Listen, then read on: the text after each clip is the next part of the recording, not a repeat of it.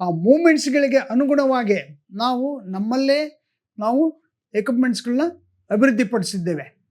ನಮ್ಮ ಬಾಡಿ ಹೇಗಿದೆ ಅಂದರೆ, ಈ ಬೆರಳುಗಳು ಏನಿದೆ, ಬೆರಳಿಂದ ಬ್ರೈನ್ಗೆ ಏನಿದೆ, ಒಂದು ಕನೆಕ್ಷನ್ಸ್ ಸೈಕಲಾಜಿಕಲ್ ಆಗ್ಬೋದು, ಒಂದು ಅಡ್ಯಾಪ್ಟಿವ್ ಆಗ್ಬೋದು, ಇವುಗಳ ಕನೆಕ್ಷನ್ಸ್ ಇದೆ.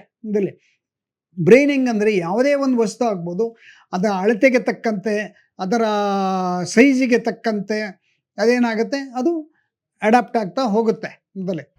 ಅವರು ಯಾವುದ್ಯಾವುದೇ ರೀತಿಯಲ್ಲಿ ಏನೇನು ಫಂಕ್ಷನ್ಸ್ಗಳನ್ನು ಮಾಡ್ತಾರೆ, ಅದಕ್ಕೆ ತಕ್ಕನಾಗೆ ನಾವೇನಂದರೆ ನಾವು ಎಕ್ಸಸೈಸ್ಗಳ ಮುಖಾಂತರ ನಾವು ಅವರನ್ನು ಸರಿಪಡಿಸ್ತಾ ಬರ್ತೇವೆ.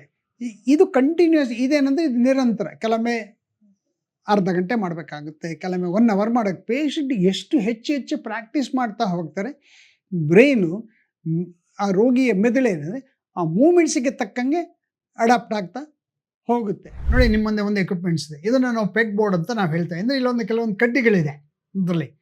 ಈಗ ಇದು ಏನಂದರೆ, ನಮ್ಮ ಈ ರೋಗಿ ಏನು ಕೈಗಳು ವೀಕ್ ಇರ್ತವೆ, ಅಂದರೆ ಬೆರಳುಗಳು ಮಡಿಸ್ಲಿಕ್ಕೆ ಬಿಡಲಿಕ್ಕೆ ಅವನಿಗೆ ಕಷ್ಟ ಆಗ್ತಾ ಇರುತ್ತೆ.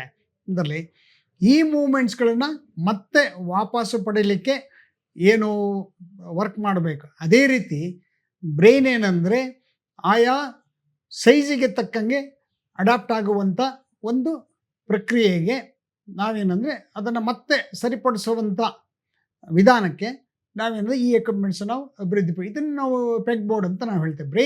ನಮ್ಮ ಬ್ರೈನ್ ಹೇಗೆ ಇದೆ ಅಂದರೆ, ಸಪೋಸ್ ಈಗ ಬ್ರೈನು ಹೇಗೆ ಅಡಾಪ್ಟ್ ಆಗುತ್ತೆ ಅಂದರೆ, ಈ ನಿಮ್ಮ ಮುಂದೆ ಕಾಣ್ತಾರೆ ಈ ಕಡ್ಡಿ ಸೈಜು 1 ಇಂಚ್ ಥಿಕ್ನೆಸ್ ಇರ್ಬೋದು. 1 ಇಂಚ್ ಥಿಕ್ನೆಸ್ ಇದ್ದರೆ ಅದೇ ರೀತಿ ಬ್ರೈನ್ ಏನಾಗುತ್ತೆ, ನಮ್ಮ ಬೆರಳುಗಳು ಅದೇ ರೀತಿ ಅದು ಆ ಸೈಜಿಗೆ ತಕ್ಕಂಗೆ ಅಡಾಪ್ಟ್ ಆಗುತ್ತೆ. ಅದೇ ನಿಮಗೆ 5 ಇಂಚ್ ಥಿಕ್ನೆಸ್ ಇದ್ದರೆ 5 ಇಂಚ್ ಥಿಕ್ನೆಸ್ಗೆ ಅಡಾಪ್ಟ್ ಆಗುತ್ತೆ. ಸಪೋಸಿಗೆ ನಮ್ಮಲ್ಲಿ ಏನಂದರೆ ಬ್ರೈನ್ ಹೇಗೆಂದರೆ, ಇದು ಒಂದು ಮೌಸ್ ಇದೆ ಆ್ಯಕ್ಚುಲಿ. ಈ ಮೌಸ್ ಏನಿರುತ್ತೆ, ಆ ಮೌಸಿನ ಸೈಜಿಗೆ ತಕ್ಕಂಗೆ ಏನಾಗುತ್ತೆ, ಅದು ನಮ್ಮ ಹ್ಯಾಂಡ್ ಆಗ್ಬೋದು, ಇದಾಗ್ಬೋದು, ಅಡಾಪ್ಟ್. ಇದು ಬ್ರೈನಿಗೂ ಮತ್ತು ಕೈಗಳಿಗೂ ಇರುವಂಥ ಒಂದು ವಿಶೇಷವಾದ ಒಂದು ಕೋಆರ್ಡಿನೇಷನ್. ಅಂದರೆ ಒಂದು ಸಮಸ್ಥಿತಿ ಆಗ್ಬೋದು, ಬ್ಯಾಲೆನ್ಸ್ ಆಗ್ಬೋದು, ಆ ಮೂಮೆಂಟ್ಸ್ಗಳಿಗೆ ತಕ್ಕಂಗೆ ಬ್ರೈನ್ ಏನು ಅಡಾಪ್ಟ್ ಆಗುತ್ತೆ, ಅದು ಒಂದು ಸಂವಹನ ಪ್ರಕ್ರಿಯೆ, ಅದು ನಿರಂತರವಾಗಿ ನಡೀತಾ ಇರುತ್ತೆ. ಹಾಗೇ ಬ್ರೈನಲ್ಲಿ ಅಡಾಪ್ಟ್ ಆಗಿರುತ್ತೆ. ಸಪೋಸ್ ನಿಮಗೆ ನಾವು ಯಾವುದೇ ವಸ್ತು ಆಗ್ಬೋದು ಆ್ಯಕ್ಚುಲಿ, ಇಂಥದ್ದೇ ಅಂತಲ್ಲ. ಒಂದು ಪಾತ್ರೆ ಹಿಡಿದ್ರೆ ಪಾತ್ರೆ ಏನು ಸೈಜಿಗೆ ತಕ್ಕಂಗೆ. ಹಾಗಾಗಿ ಏನಾಗುತ್ತೆ, ನಾವೇನು ಮಾಡ್ತೀವಿ, ಸಪೋಸ್ ಈಗ ಪೇಷಂಟ್ಗಳಿಗೆ ಏನೋ ಮೂಮೆಂಟ್ಸ್ ಇರಲ್ಲ, ಈ ಮೂಮೆಂಟ್ಸ್ಗಳು ಕಷ್ಟ ಆಗುತ್ತೆ. ಅದಕ್ಕೆ ನಾವೇನು ಮಾಡ್ತೇವೆ, ಪೇಷಂಟ್ ಏನು ಮಾಡಬೇಕಂದ್ರೆ ನಾವು ಅದು ಟ್ರೈನಿಂಗ್ ಕೊಡ್ತೇವೆ. ಅಂದರೆ ಈಗ ಹಿಡಿಬೇಕು, ಎತ್ತು ಹಾಕಬೇಕು, ಅದೇ ರೀತಿ ಎತ್ತಬೇಕು, ಹೀಗೆ ಹಾಕಬೇಕು. ಇದು ಆ್ಯಕ್ಚುಲಿ ಇದನ್ನು ರಿಪೀಟೆಡ್ ಆಗಿ ಮಾಡಬೇಕಾಗುತ್ತೆ ಪೇಷಂಟ್. ಈಗ ರಿಪೀಟೆಡ್ ಆಗಿ ಮಾಡೋದ್ರಿಂದ ಆ ಮೂಮೆಂಟ್ಸ್ ಅಂದರೆ ನಾವು ಎಷ್ಟು ಜಾಸ್ತಿ ಮಾಡೋದ್ರಿಂದ ಎಷ್ಟು ಇದು ಮೂಮೆಂಟ್ಸ್ ಮಾಡ್ತಾ ಹೋಗ್ತಾ ಆ್ಯಕ್ಟಿವ್ ಆಗಿ ಮಾಡ್ತಾ ಹೋಗ್ತಾ, ಅಂದರೆ ಡೈನಮಿಕ್ ಆ್ಯಕ್ಟಿವಿಟೀಸ್ ಅಂತ ಹೇಳ್ತೀವಿ. ಅಂದರೆ ಆ ಪೇಷಂಟು ಮೂಮೆಂಟ್ಗಳು ಟ್ರೈ ಮಾಡೋದ್ರಿಂದ ಆ ಮೂಮೆಂಟ್ಸಿಗೆ ತಕ್ಕಂಗೆ ಮೆದುಳಿಗೆ ಸಿಗ್ನಲ್ ಹೋಗಿ ಏನಾಗುತ್ತೆ, ಪೇಷಂಟ್ ಮತ್ತೆ ಈ ಮೂಮೆಂಟ್ಸ್ಗಳನ್ನ ಪಡ್ಕೊಳ್ತಾನೆ ಆ್ಯಕ್ಚುಲಿ. ಇದನ್ನು ನಾವು ಏನಂದರೆ ಪೆಗ್ ಬೋರ್ಡ್ ಟ್ರೀಟ್ಮೆಂಟ್ ಅಂತ ನಾವು ಹೇಳ್ತೇವೆ ಆ್ಯಕ್ಚುಲಿ. ಇಲ್ಲಿ ಅಂದರೆ ಬ್ಯಾಲೆನ್ಸಿಂಗ್. ಪೇಷಂಟು ಸಪೋಸ್ ಈಗ ಮೊದಲು ಪೇಷಂಟು ಏನಂದರೆ ಅವರಿಗೆ ಕೆಳಗಿಂದ ಹಾಕ್ಲಿಕ್ಕೆ ಆಗಲ್ಲ, ಅದು ಕಷ್ಟ ಇರುತ್ತೆ. ಅದಕ್ಕೇನೆಂದರೆ ನಾವೇನು ಮಾಡ್ತೀವಿ, ಫಸ್ಟ್ ಅವನಿಗೆ ತೆಗೆದುಬಿಟ್ಟು ವಾಪಸ್ ಹೊರಗಡೆ ಇಡುವಂಥ ಒಂದು ಟ್ರೈನಿಂಗ್ನ ನಾವು ಕೊಡ್ತೇವೆ. ಅದೇ ರೀತಿ ಆಮೇಲೆ ಅದು ಪೇಷಂಟಿಗೆ ಅದೆಲ್ಲ ಈಸಿ ಆಗುತ್ತೆ ಅಂದಮೇಲೆ ಪೇಷಂಟ್ ಏನು ಮಾಡಬೇಕು, ಈಗ ನೆಲದಿಂದ ತೆಗೆದುಬಿಟ್ಟು, ಅಂದರೆ ಎಲ್ಲಿ ಟೇಬಲ್ ಅಥವಾ ನೆಲದ ಏನಿದೆ ಎಲ್ಲಿ ಎಕ್ಸಸೈಸ್ ಮಾಡ್ತಾನೆ ಅದು ತೆಗೆದುಬಿಟ್ಟು ಮತ್ತೆ ಅದು ವಾಪಸ್ ಆ ಹೋಲ್ ಒಳಗಡೆ ಹಾಕಬೇಕಾಗತ್ತೆ, ಹಿಡಿಬೇಕು, ಹಾಕಬೇಕು. ಲೈಕ್ ಹೇಗೆ JCB ನಿಮಗೆ ಜನಗಳಿಗೆ ಅರ್ಥ ಆಗೋ ಹೇಳೋದಾದರೆ, JCB ಹೇಗೆ ಅದು ಮಣ್ಣನ್ನು ಅಗೆದ್ಬಿಟ್ಟು ಇನ್ನೊಂದು ಕಡೆ ಹಾಕುತ್ತೆ, ಹಾಗೆ ಏನಾಗುತ್ತೆ, ಆ ಮೂಮೆಂಟ್ಸ್ ಅಂದರೆ ಅದೇ ಸೇಮ್ ಮೂಮೆಂಟ್ಸ್ನ ಅವ್ರ ಹ್ಯಾಂಡಲ್ಲಿ ಕೈಗಳಲ್ಲಿ ಮಾಡಬೇಕಾಗತ್ತೆ. ಅದು ಮಾಡಿ ಏನಾಗುತ್ತೆ, ಇದು ಕೈಗಳು ಮೂಮೆಂಟ್ಸ್ಗಳು ಬರ್ತವೆ ಆ್ಯಕ್ಚುಲಿ. ಇದು ಇನ್ನೊಂದು ರೀತಿಯಂಥ ಚಿಕಿತ್ಸಾ ವಿಧಾನ ಆ್ಯಕ್ಚುಲಿ. ಇದನ್ನು ನಾವು ಅಳವಡಿಸ್ಕೊಂಡು ಇದನ್ನು ನಾವೇ ಅಭಿವೃದ್ಧಿಪಡಿಸಿ ಪೇಷಂಟ್ಗಳಿಗೆ ಟ್ರೈನಿಂಗ್ನ ನಾವು ಕೊಡ್ತೇವೆ. ಇನ್ನೊಂದು ಚಿಕಿತ್ಸೆ ಇದೇನೆಂದರೆ, ಇದನ್ನು ನಾವು ಕ್ಲೇ ಅಂತ ಕರಿತೇವೆ ಆ್ಯಕ್ಚುಲಿ. ಇದೇನೆಂದರೆ ಇದು ಕೆಲವೊಂದು ವಿಶೇಷವಾದ ಪದಾರ್ಥದಿಂದ ಮಾಡಲ್ಪಟ್ಟಿದೆ ಆ್ಯಕ್ಚುಲಿ. ಇದರಲ್ಲಿ ಏನಂದರೆ ನಾವೇನು ಈ ಬೆರಳುಗಳು, ಅಂದರೆ ಫಿಂಗರ್ ಮೂಮೆಂಟ್ಸ್ಗಳು, ಒಂದು ಈಗ ಪೆನ್ ಹಿಡಿಬೋದು, ಒಂದು ಲೋಟ ಹಿಡಿಬೋದು, ಕಾಫಿ ಲೋಟ ಹಿಡಿಬೋದು, ಮತ್ತು ನಂತರ ಕೀ ಹಿಡಿಬೋದು. ಯಾವುದೋ ಒಂದು ಕೀ ಓಪನ್ ಮಾಡಬೇಕು, ಬಾಗಿಲು ಡೋರ್ ಓಪನ್ ಮಾಡಬೇಕು. ಪೇಷಂಟ್ಸ್ಗಳಿಗೇನೆ ಇದು ಫೈನಲ್ ಸ್ಟೇಜ್ ಅಂತ ಫೈನ್ ಮೂಮೆಂಟ್ಸ್ ಅಂತ ನಾವು ಹೇಳ್ತೀವಿ. ಈಗ ಒಂದು ಮನೆಯೆಲ್ಲ ಕಟ್ಬಿಡ್ತೀರ, ಮನೆಯೆಲ್ಲ ಕಟ್ಟಿದ ಮೇಲೆ ಇಂಟೀರಿಯರ್ಸ್ ಅಂತ ಬರುತ್ತೆ. ಹಾಗೆ ಈ ಬೆರಳುಗಳು ಏನಂದರೆ ನಮ್ಮ ರಿಸ್ಟ್ ಫಂಕ್ಷನ್ಸ್ ಬೆರಳುಗಳೇ ಇವು ಇಂಟೀರಿಯರ್ಸ್ ಆ್ಯಕ್ಚುಲಿ.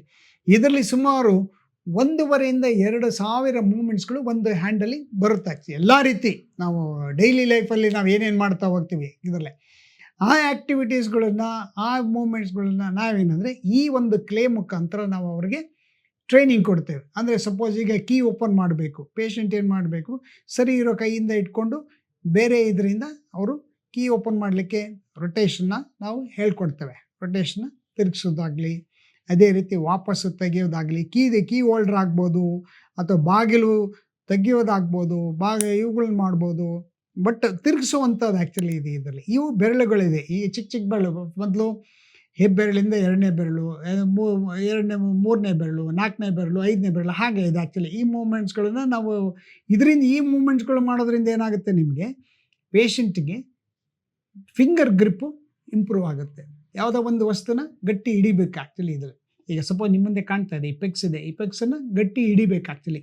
ಇದರಿಂದ ಏನಾಗುತ್ತೆ, ಈ ಗಟ್ಟಿ ಹಿಡಿಯೋದ್ರಿಂದ ಅವನಿಗೇನಾಗುತ್ತೆ, ಮೂಮೆಂಟ್ಸ್ಗಳು ಮಾಡಲಿಕ್ಕೆ ಈಸಿ ಆಗುತ್ತೆ. ಮೂಮೆಂಟ್ಸ್ಗಳು ಮಾಡಲಿಕ್ಕೆ ಈ ಮೂಮೆಂಟ್ಸ್ ಏನು ಬ್ರೈನಲ್ಲಿ ಏನು ಸೆಂಟ್ರಲ್ ಇದು ಒಂದು ಏನು ರೆಸ್ಪೆಕ್ಟಿವ್ ಇದರದ್ದು ಮೆಮೊರಿ ಏನು ಕಳ್ಕೊಂಡಿರುತ್ತೆ, ಈ ರಿಪೀಟೆಡ್ಗಳು ಮೂಮೆಂಟ್ಸ್ಗಳು ಮಾಡೋದ್ರಿಂದ ಮೆದುಳು ಮತ್ತೆ ಅದನ್ನು ವಾಪಸ್ಸು ಮೂಮೆಂಟ್ಸ್ ಪಡ್ಕೊಳ್ಳುತ್ತೆ. ಹಾಗೆ ನಾವು ಈಗ ಅದಾಗ್ಬೋದು. ಮತ್ತು ನಂತರ ಅಂದರೆ ನೋಡಿ, ಈಗ ಪೇಷಂಟಿಗೆ ಗ್ರಿಪ್ ಹಿಡಿಯೋ ಗ್ರಿಪ್ ಇರೋದಿಲ್ಲ, ಮುಷ್ಟಿ ಕಟ್ಟಲಿಕ್ಕೆ ಆಗೋದಿಲ್ಲ. ಅದಕ್ಕೆ ಮುಷ್ಟಿನ ಇಂಪ್ರೂವ್ ಮಾಡಬೇಕು. ಅದಕ್ಕೆ ನಾವೇನು ಮಾಡ್ತೀವಿ, ಅವ್ರಿಗೆ ಈ ಕ್ಲೇ ಮುಖಾಂತರ ನಾವು ಈಸಿಯಾಗಿ ನಾವು ಟ್ರೈನಿಂಗ್ನ ಕೊಡ್ಬೋದು. ಇದರಲ್ಲಿ ಈ ಮೂಮೆಂಟ್ಸ್ ಉದ್ದೇಶ ಏನಂದರೆ, ನಾವು ಈಗ ಒಂದು ಯಾವುದೋ ಈಗ ಲೇಡೀಸ್ ಆಗ್ಬೋದು, ಮನೆಯಲ್ಲಿ ಏನಂದರೆ ಹಿಟ್ಟನ್ನು ಕಲಗಿಸ್ಬೇಕು ಮತ್ತು ಅಡುಗೆ ಮಾಡಬೇಕು, ಆ ಸಮಯದಲ್ಲಿ ಹಿಟ್ಟನ್ನು ಕಲಿಸ್ಬೇಕಾಗುತ್ತೆ. ಅವುಗಳು ಏನಂದರೆ ಅವುಗಳು ಹೆಲ್ಪ್ ಆಗ್ತವೆ. ಬೇರೆ ಇದೊಂದೇ ಅಲ್ಲ.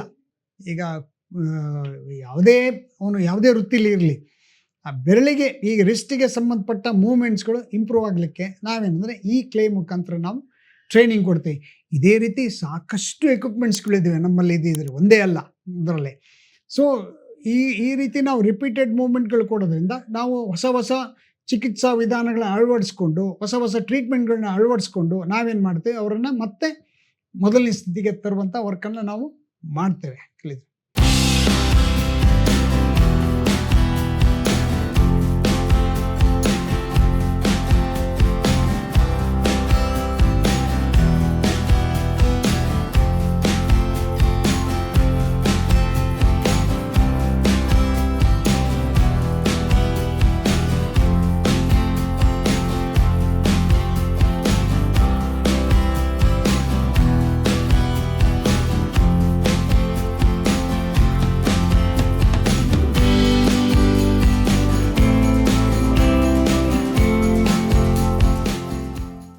ನಮ್ಮ ಸೆಂಟ್ರು ಇದು OPD ಬೇಸ್ ಸೆಂಟ್ರ್ ಆ್ಯಕ್ಚುಲಿ. ಇಲ್ಲಿ ಟ್ರೀಟ್ಮೆಂಟಿಗೆ ಮಾತ್ರ ಆದ್ಯತೆ ಇರುತ್ತೆ, ಇಲ್ಲಿ ಉಳ್ಕೊಳ್ಳೋ ವ್ಯವಸ್ಥೆ ಇರೋದಿಲ್ಲ. ಆದರೆ ಬೆಂಗಳೂರು ಆಗ್ಬೋದು, ಬೆಂಗಳೂರಿಂದ ಹೊರಗಡೆಯಿಂದ ಏನು ಬರ್ತಕ್ಕ, ರಾಜ್ಯದ ಮೂಲೆಯಿಂದ ಏನು ಬರ್ತಾರೆ ಅಂಥ ರೋಗಿಗಳೇಂದರೆ ನಮ್ಮ ಸೆಂಟರ್ನ ಸಹಯೋಗದೊಂದಿಗೆ ನಾವೇನು ಮಾಡಿದ್ವಿ, ಬೇರೆ ಕಡೆ ವ್ಯವಸ್ಥೆ ಮಾಡ್ತೇವೆ, ಅಸಿಸ್ಟ್ ಮಾಡ್ತೇವೆ. ಅಂದರೆ ಅವ್ರಿಗೆ ನಾವು ರೆಫರೆನ್ಸ್ ಕೊಡ್ತೇವೆ. ಹಾಗಾಗಿ ನೀವೇನು ಅಲ್ಲಿ ಉಳ್ಕೊಂಡು ನಮ್ಮಲ್ಲಿ ನೀವು ಚಿಕಿತ್ಸೆನ ಪಡಿಬೋದು ಆ್ಯಕ್ಚುಲಿ ಇದರಲ್ಲಿ.